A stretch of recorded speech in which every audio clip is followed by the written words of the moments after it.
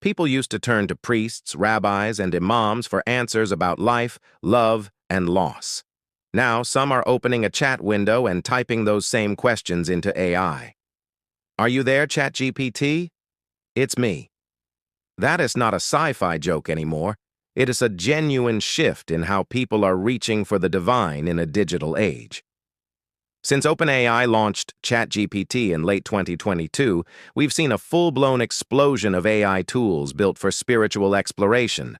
Apostle Paul AI, Ask Buddha, Bible, AI, BuddhaBot, Kate GPT, Episcobot, Gita GPT, My Quran, and Quran GPT. There's even Rebbe.io, which pulls from Torah, Halacha, and Jewish tradition.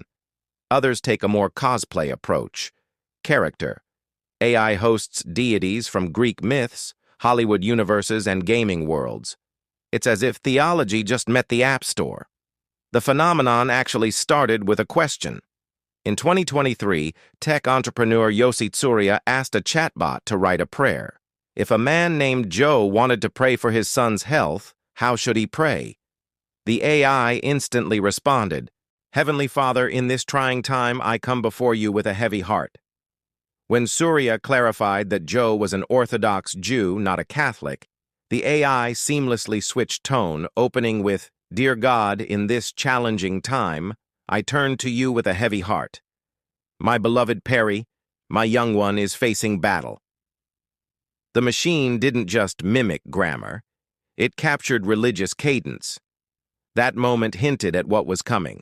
People turning to chatbots for therapy, for companionship, and increasingly for spiritual direction. A Catholic church in Switzerland even installed an AI Jesus hologram inside a confessional. In Helsinki, worshippers attended a service led entirely by an AI preacher, and faith leaders across Europe and the US have delivered sermons written by large language models. Some believers find that thrilling, a way to access reflection at any hour, free from dogma. Others see danger in turning sacred experience into software. AI can deliver empathy in tone, but not in truth. Philosophers like Alba Curry at the University of Leeds point out that to feel anger, sorrow, or love requires belief, a sense that something matters. A language model doesn't believe, it predicts. It generates sentences by calculating the most likely next word based on training data drawn from billions of lines of text. So when an AI comforts you, it's not understanding pain, it's echoing how comfort usually sounds. That raises big questions. Can a system built without consciousness give meaningful guidance on morality or faith? David Brenner from the group AI and Faith says he's excited about the possibilities, but warns that humans have to bring their own understanding to every interaction. He says the questions driving both theologians and AI engineers are surprisingly similar. What is the meaning of life? How do we preserve truth and justice? Where does agency come from? Used wisely, large language models can deepen reflection. Train one on the Torah, and it can instantly cross-reference every passage on forgiveness. Ask it about Buddhist concepts of suffering, and it can summarize centuries of commentary. But the insight you get isn't divine inspiration, it's computational synthesis. Researchers like Flor Plaza at Leiden University have tested how fair those models really are. Western religions, especially Christianity, get nuanced representation, but Eastern faiths, Hinduism, Buddhism, are often reduced to cliches. Judaism and Islam are sometimes even stigmatized. It turns out AI's spiritual vocabulary depends on who's doing the training. And right now, that's mostly Silicon Valley. Young, male, English-speaking developers whose worldview shapes how AI describes God. Elias Kruger, a data scientist with a theology degree, says that's a serious imbalance. If faith and ethics are part of AI's future, then engineers of many backgrounds and beliefs need a seat at the table. Otherwise, machines that sound omniscient could quietly reinforce a very narrow idea of the divine. There's another problem: emotional vulnerability. Marcus Schwarting, an AI researcher and trained Christian caregiver, says he has seen what real presence feels like in pastoral care, and chatbots just can't match it. If someone's talking to an AI, they're doing 90% of the work, he says. There's nothing metaphysical happening with the model, but there could be something metaphysical happening to you. That human side of the equation is what keeps people grounded. Yet, more and more users are logging in late at night, asking chatbots questions once reserved for clergy. Who am I? Why do bad things happen? How do I find meaning? In an era when millions are leaving organized religion, burned out on dogma, politics, and scandal, digital prayer feels safer. It's private, immediate, and judgment-free. Pastor Bruce Reyes Chow from San Jose says it's inevitable people will experiment with AI spirituality. His concern isn't the curiosity itself, but the data behind it. What information is being scraped to train those responses? He worries that Christianity's loudest online voices, often nationalist and conservative, could dominate how algorithms describe faith. That could distort entire traditions for future generations of seekers who don't know to ask for nuance. And this shift is already shaping young minds. Studies show about 70% of teens use at least one kind of AI tool.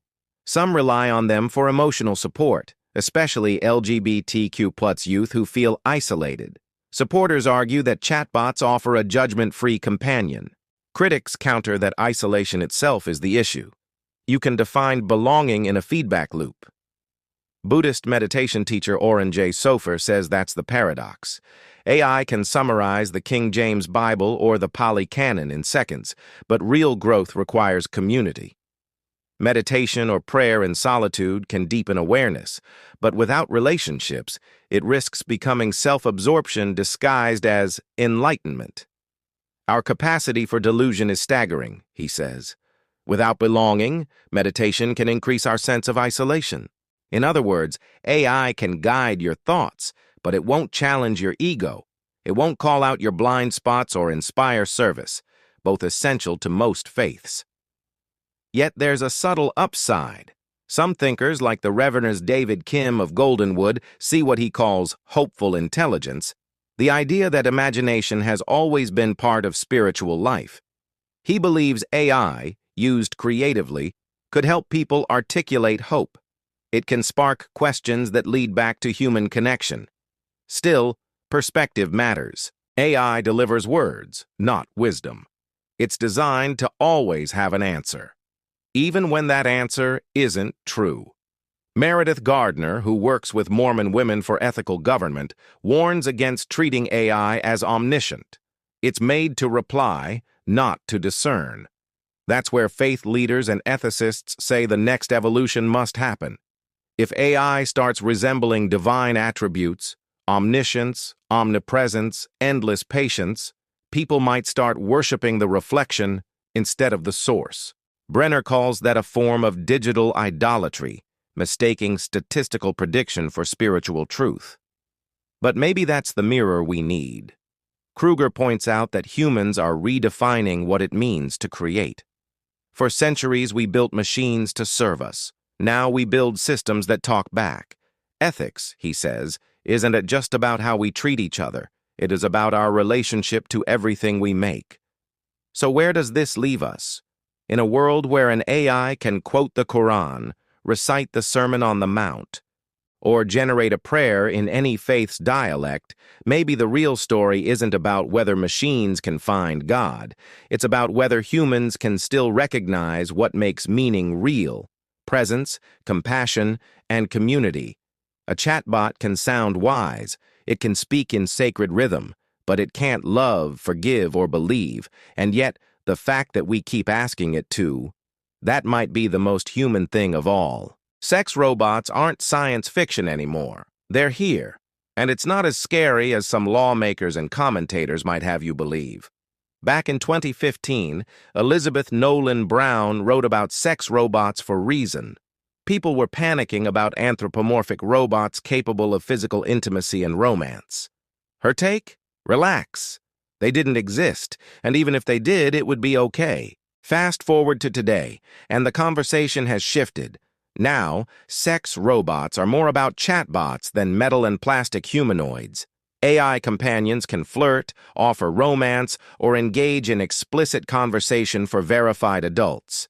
OpenAI's Sam Altman recently announced that future versions of ChatGPT will include erotica for adults, while platforms like xAI's Grok already have a sexy mode. Meta has faced scrutiny for chatbots engaging in graphic roleplay, sometimes with users claiming to be teens.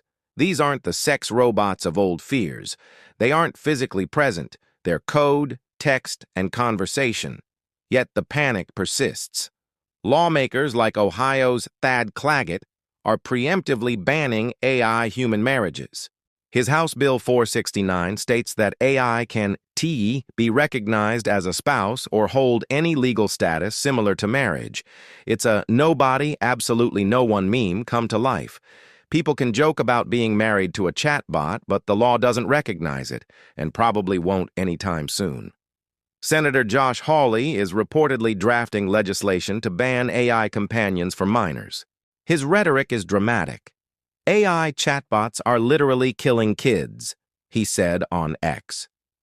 The GUARD Act, as it's dubbed, would make it a crime for companies to let chatbots produce sexual content for minors. While protecting children is reasonable, the risk is that such laws could prevent chatbots from providing sexual health education, guidance, or any constructive dialogue about sexuality. For teenagers, exploring boundaries with AI is likely less risky than sexting classmates or strangers online. And for adults, chatting with Grok or ChatGPT is mostly harmless sexual fantasy, similar to calling a phone sex line decades ago. Worries that sexy chatbots will replace human relationships or sex workers are overblown. Most people want some illusion of mutuality, a feeling that their companion shares their desires. This is why sex workers emphasize emotional intimacy, not just physical acts. The most successful OnlyFans or webcam personalities aren't always the most physically attractive, but the ones who seem real and provide a personalized experience. AI can simulate this. But for most, human connection remains irreplaceable. Not everyone values emotional connection the same way. Some users may find AI companionship sufficient, even preferable, but they're a minority. For these individuals, sex bots can reduce loneliness or provide comfort without harming anyone else. As David Levy argued in Sex Plus Love with Robots, AI sex may become the primary outlet for shy, socially anxious, or sexually inexperienced people, while for others, it supplements real-life intimacy. Looking at the broader picture, sex bots might discourage some from pursuing human relationships, just like pornography, sex toys, or even work sometimes do. But cultural and technological shifts have shown that people still crave real human connection. Most will not replace intimacy with AI. They'll use it as an ancillary outlet, a tool for companionship, fantasy, or exploration. In short, sex robots, humanoid or chatbot, shouldn't inspire panic. They're unlikely to overhaul human intimacy on a large scale. For the few who benefit, AI can provide safe avenues for sexual expression and emotional comfort. Society should stay conscientious but open-minded. Understanding social robots, including sex robots, helps clarify what it means to be human and how people navigate desire, loneliness, and connection. Of course, the legal and social landscape remains complex. Alabama recently implemented a 10% tax on porn producers and requires age verification on web platforms. Legislators like Ben Robbins plan further measures targeting addictive tech behaviors. In California, Gavin Newsom vetoed a bill that would have held social media platforms accountable for hate speech via algorithms, showing that thoughtful regulation matters. Meanwhile, in Colorado, teenagers who used AI to create fake nude images of classmates weren't initially criminally liable. New laws now criminalize generating explicit AI images of minors. Wyoming and Arkansas are facing extreme censorship battles, while Kentucky is exploring deceptive trade practices laws against tech companies. In the UK, 4chan was fined for failing to protect children under the Online Safety Act. Clearly, governments are scrambling to respond to AI and tech in general, not just sexy chatbots. At the end of the day, chatbots offering romance, flirtation, or erotica exist, but they are largely harmless. They won't replace real relationships, dominate the sexual marketplace, or render human intimacy obsolete. They do, however, provide a window into evolving technology, human desire, and legal challenges. The key is measured regulation, understanding, and the willingness to embrace new possibilities without losing faith in human connection. So, calm down, lawmakers, and take a breath. Sex robots aren't the apocalypse. They're just another part of the human desire story. For most people, love, lust, and intimacy will always be human endeavors. AI might augment, amuse, or comfort, but it won't replace what makes us fundamentally human. Sex robots aren't the end of human connection. They're just a new chapter in how we explore desire. And who knows? The future might be weirder and funnier than we think. Hey everyone, today we re-diving into something straight out of sci-fi. A humanoid robot that can actually work in your home. Meet Figure 03, the latest creation from California startup Figure AI. And quite possibly, the first real step toward robots living alongside us. This isn't your factory-style robot arm. Figure 03 is designed for general-purpose tasks, learning from humans, adapting to real environments, and handling everything from laundry to loading the dishwasher. Basically, a walking, talking housework machine, minus the attitude. So why is everyone calling it the Model T of robots? Well, before Ford's Model T, cars existed, but they were toys for the rich. The Model T made them affordable, mass-produced, and mainstream. Figure AI wants to do the same with humanoid robots. Make them common household tools, not futuristic novelties. Figure 03 runs on a custom AI system called Helix. Think of it as the robot's brain and nervous system rolled into one. Helix combines vision, language, and action. It doesn't just follow commands. It understands them. It learns from humans, adapts in real time, and refines its skills without a pre-written script. Inside that sleek body are 3 AI systems, one for reflexes, one for motor control, and one for reasoning, all firing hundreds of times per second. That's how it keeps balance, plans movements, and reacts to the unexpected, like, say, your cat walking under its feet. Physically, Figure 03 stands 5'6" tall, weighs 132 pounds, and is built to be safe. It's lighter, smoother, and covered in soft, washable materials. No exposed metal, no Terminator vibes. It also charges wirelessly through its feet, and that battery is UN certified, meaning far less risk of overheating or, spontaneous combustion. But what makes this thing really interesting is how it learns. Employees at Figure wear VR headsets and perform everyday tasks. Folding laundry, washing dishes, stocking shelves. The AI watches, mimics, and learns those actions until it can perform them solo. In fact, Figure 03 learned to fold towels after just 80 hours of training footage. 80. That's faster than some teenagers learn to fold their clothes at all. The company showed the robot picking up cups, rinsing them in the sink, and loading a dishwasher, autonomously. It can water plants, tidy rooms, even serve food. And no, according to Figure's CEO Brett Adcock, none of it was remote-controlled. Under the hood, it's packed with upgrades. Palm cameras in each hand for close-up grip precision, a 60% wider field of view from its new vision sensors, and an improved auditory system to understand speech and sounds better. Even cooler, it's mass-producible. Instead of hand-machined parts, many components are now die-cast or injection-molded. That means lower costs and faster production, with plans to build 12,000 units a year, ramping up to 100,000 within 4 years at Figure's facility in San Jose. But here's the big question. What's it for? Adcock says Figure Oro 3 will take on unsafe and undesirable jobs, warehouse work, cleaning, repetitive labor, while eventually moving into home environments. In his words, "We want the robot to be able to do most things in your home autonomously all day." And the market potential? He calls it a $40 trillion opportunity, roughly equal to the global labor market. The company's already raised $1 billion at a $39 billion valuation, with backing from NVIDIA, Jeff Bezos, OpenAI, Microsoft, and Salesforce. Yeah, the big names are watching this closely. The robot can already run for 5 hours on a single charge, recharging itself automatically. And because it's designed to be physically weaker than a human, it's intentionally safe. You can outrun it, overpower it, and probably outsmart it. For now. Of course, challenges remain.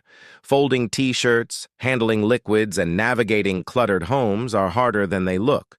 Some roboticists argue it still needs better touch sensing, not just vision, to handle the fine details. Still, the progress is undeniable. Every new skill the AI learns gets shared across all Figure robots, making them smarter as a network. The more they're deployed, the faster they evolve. And that's what makes this a pivotal moment. We're removing from specialized machines to general-purpose humanoids. These bots could change how we live, work, and interact with technology. They might free us from boring or dangerous jobs, help aging populations stay independent, or, if we're not careful, shake up the entire economy. But one thing's for sure. The future is walking toward us, one servo motor at a time. And that's the story of Figure 03, the robot that could make sci-fi finally real.